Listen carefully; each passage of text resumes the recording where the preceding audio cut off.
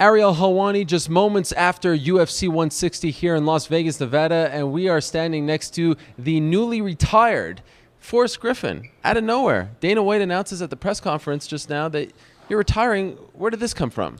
He called me today about 4 o'clock. I was like, hey, you going to the fights? I was like, yeah, bud. What's up? You need something? He's like, yeah, I think I'm going to go ahead and announce your retirement today. I was like, all right, good deal. So I didn't have time to change clothes. It's funny.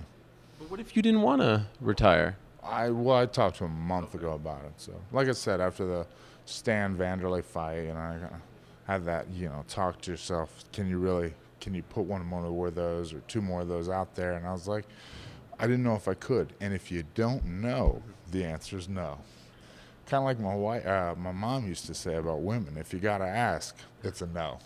So you're sitting at home watching that fight, and then it hits you that if I can't do that, I don't want to do this anymore? Yeah, what's the point? I mean, obviously I'm not trying to be the champ anymore, And if I can't put a fight like that on, it's time to, quit fighting. You recently pulled out of a fight you were supposed to fight Chael Sonnen, pulled out due to a serious injury. How much did that play into this? I was supposed to fight. Chael got moved, so I was supposed to fight Phil Davis. Yeah. And, well, here's the thing. I was already pretty badly hurt before I blew my knee out. I was already dealing with some shoulder issues, So I was already going into that fight about 75, 70, 60% maybe. And then, the knee was pretty, I had the patella reconstruction, ACL, MCL, meniscus, and my penis fell off. Horrible times. Did you ask Dana why tonight? Why are you in a rush to do this in 6 hours? No, it was, like I said, it was a month ago, and it was, okay, Dana's a busy guy, man.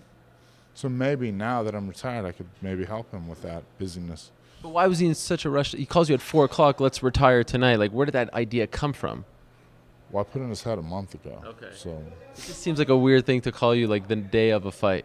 Well, I mean, that's the way this business works. It's, pretty quick moving, Fighters and retirees need to understand that, It happens when it happens, It doesn't happen for fighters' benefit. It happens for fans' benefit, So you mentioned, okay, you're watching that Stan Vanderlei fight, and it kind of hits you. But then at what point did you say, because that's got to be a hard thing for someone who's 36 years old to say, my chapter is over in this sport. I've been training for 16 years, So that's tough, right? 14 or 15. Yeah, I mean, yeah. Did you get emotional about it?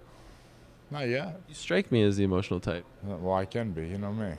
You only said like 3 words at the press conference. I thought it was because you were going to cry. It was because the guys that fought tonight, I wanted to get out of their way, The Bob Dylan song, if you can't, if you're not moving forward, get out of the way. How's it go? Something like that. You know better than me. So you look that song up. It's a good song. When you fought Tito last July, did you think that does that bother you? That's it does. So that was my last fight. Yeah. What a crap performance to end on. Crap.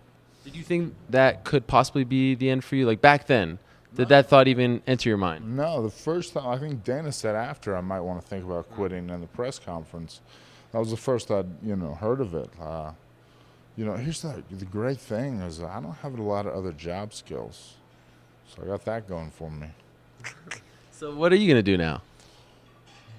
We'll see what the UFC wants me to do. So you're a UFC employee now. I mean, not officially, but, I'm an independent contractor. Thank you. So the UFC cannot be held liable for anything I do or don't do. But now you could be a UFC employee, right? Yeah, but let's get a level of, separation there just in case I tweet something. So what about an actual desk job at the UFC? Like, is this something that you're going to come to the office wearing a suit, sitting behind a desk, calling shots? Can we see Forrest Griffin actually do this? Because let's be honest, a lot of people don't actually believe when the UFC gives out these jobs that the fighters actually do anything. Well, I'd like to do something. I mean, trust me, being a father is really hard. I'd like to work. It'd probably be easier, right? There you go. But with less love involved, maybe. Yeah, I like fighting. I love fighting even, but yeah, you gotta love your kids more. Dana told an amazing story at the press conference that you go to a charity. Like 70% of it was true. And you ruined it. That's a great promoter. He's trying to promote you. Yeah, he is a great promoter. But what do you do at this charity? You go once a month? I actually have not been since my daughter was born. Oh. Me and my wife used to go, but since my daughter was born. But I did also used to help break down the church I go to, set it up and break it down. So prior to your daughter being born, you used to cook meals? He is functional. No, I didn't cook. See, that's another thing. Never cooked any meals. I moved stuff. As you can imagine, I'm very good at moving stuff.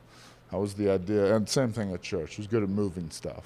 So you completely just ruined his story. Yeah. I thought you were actually a great guy for once and for all. No, I can't cook. Come on, you don't want me cooking. Even homeless people won't eat my food. What about the checks? You rate those? Yeah, I did those. Are you getting a call? Your phone must be blowing up, right? You just retired. Yeah, a little bit. Is this an important call? No, it's really not. But then again, is this an important interview? I think it's pretty. No. Why are you wearing a shirt inside out, by the way? Because it's a picture of me and Stephan's face on the other side.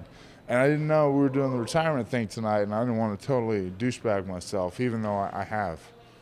But you were still going to the fight wearing a shirt with your face on it. No, here's the thing, man.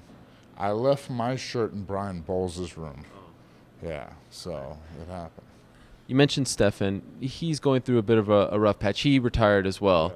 Do you feel like there will be a time when we will forget? He shaved my chest. Wow. He did that. He did that? Waxed that, yeah.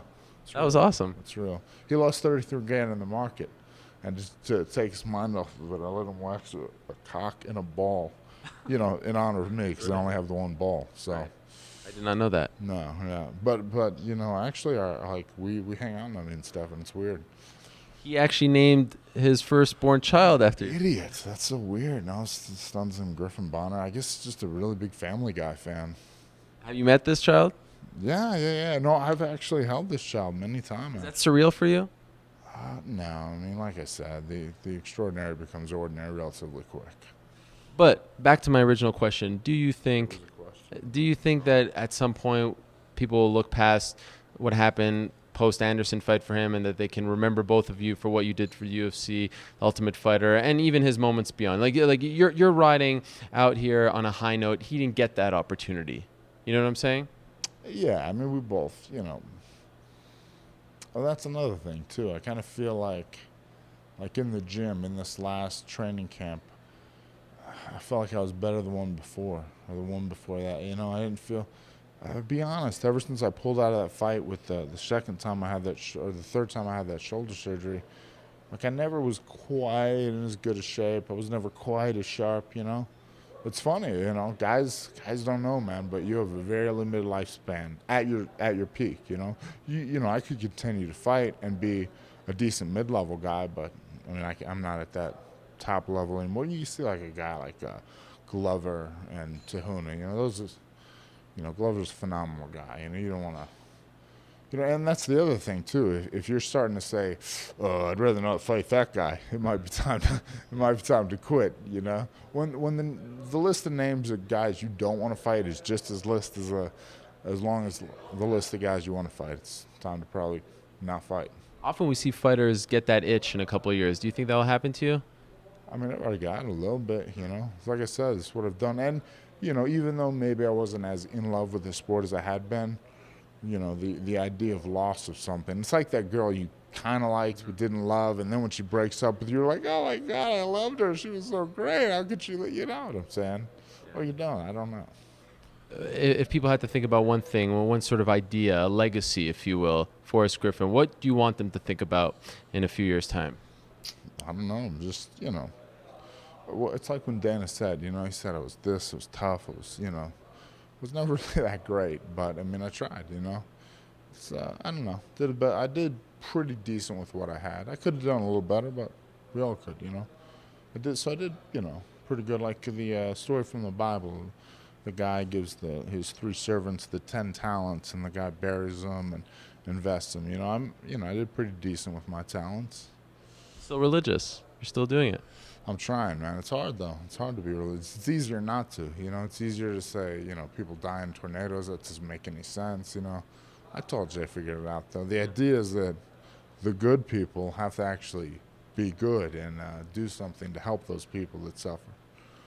Well, Forrest, on a personal note, it's been great covering you, and I remember It's been interesting. It has. But you know, way back when I started, you gave me an interview and you had no idea who this person was, where I was. Sell a book. It wasn't that I liked No, you. it was even before that at the It's gym. true, it's true. You got a medal from someone. You were showing it to me. You kept hitting me on the shoulder. People thought it was weird that I was a weakling, but you gave me a lot of time, and that meant a lot to me. And you've been very kind to me over the years, and it's been great watching you. You know, the thing is, you often ask me to do one of my favorite things, which is talk about myself. And I'm pretty good at talking about me. Although, little known fact, I've been calling you every week for the last 5 weeks, and you've been ignoring me, and now I understand why. You couldn't give me a heads up or something? He texted me twice. No, much more than twice. I tried to go a different route. Yeah. He texted me twice. Well, it was nice. It was fitting the way it happened here. Congratulations on a great career, and enjoy life after the UFC. Well, good luck with your career, sir. And good luck with those shoes. You're going to need it. Forrest Griffin, everyone.